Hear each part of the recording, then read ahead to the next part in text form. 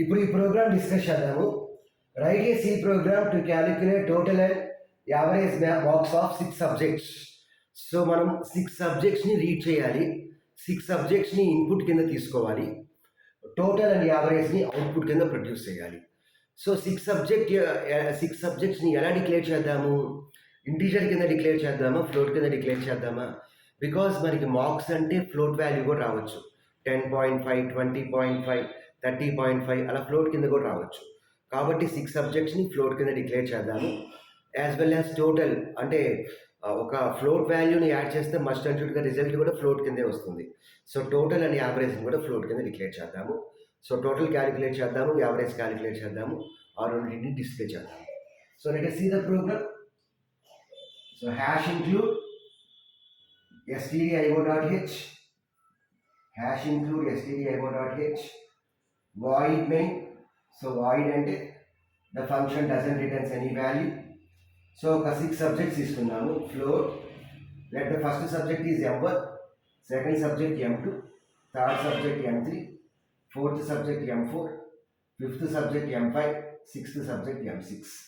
Next total కావాలి, total average కావాలి. So next ఇక్కడ ఇన్పుట్ ఏంది? m1, m2, m3, m4, m5, m6 అనేవి ఇన్పుట్. అవుట్పుట్ అనేది ఏంది? Total and average. సో కాబట్టి ఆ 6 సబ్జెక్ట్స్ని రీడ్ చేద్దాము.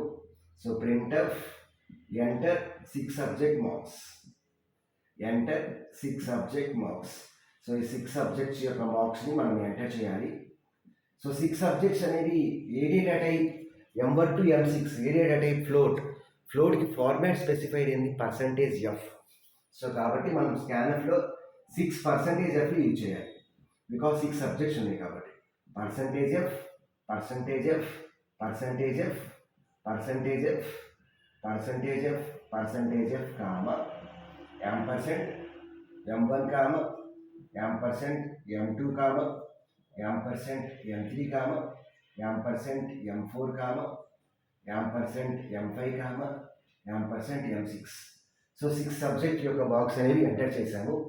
Like the marks are like this 70, 60, 80, 90, 70. So 6 subjects యొక్క మార్క్స్ని మనం ఎంటర్ చేశాము. తర్వాత ఏం చేయాలి? టోటల్ క్యాలిక్యులేట్ చేయాలి. సో టోటల్ ఫార్ములా ఏంది? ఆ 6 సబ్జెక్ట్స్ని యాడ్ చేస్తే సరిపోతుంది.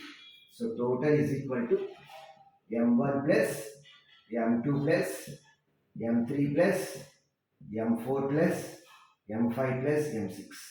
సో ఇది యాడ్ చేస్తే ఎంత వస్తుంది? 5. So 14 plus 9 23, 23 31, 37, 445. సో టోటల్ అయిపోయింది. నెక్స్ట్ యావరేజ్ క్యాలిక్యులేట్ చేయాలి. యావరేజ్కి ఫార్ములా ఏంటి? Total by 6. సో 440 బై 6 అంటే ఎంత? 6 7s are 42. So 3, so 6 5s are 30.5 వస్తుంది. సో 6 8s are 48 ఈ విధంగా వస్తుంది. సో ఇప్పుడు మనం వాటిని ప్రింట్ చేయాలి. సో ఇక్కడ టోటల్ యావరేజ్ అనేది ఏ data type? Float data type. Float data type యొక్క ఫార్మాట్ స్పెసిఫైర్ ఏంది? %f.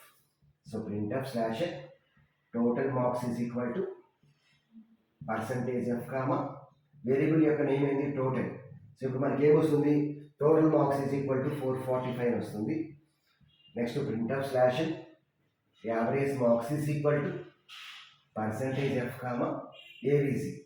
సో ఏబీసీ అంటే 75.9 అని వచ్చింది approximately. So average marks is equal to 75.8 వస్తుంది. సో ఈ విధంగా మనం టోటల్ అండ్ యావరేజ్ క్యాలిక్యులేట్ చేయొచ్చు. సో దీనికి సంబంధించిన ప్రోగ్రామ్ అనేది డిస్క్రిప్షన్లో ఇస్తాను. సో అందులోకి వెళ్ళి చూడండి ఒకసారి.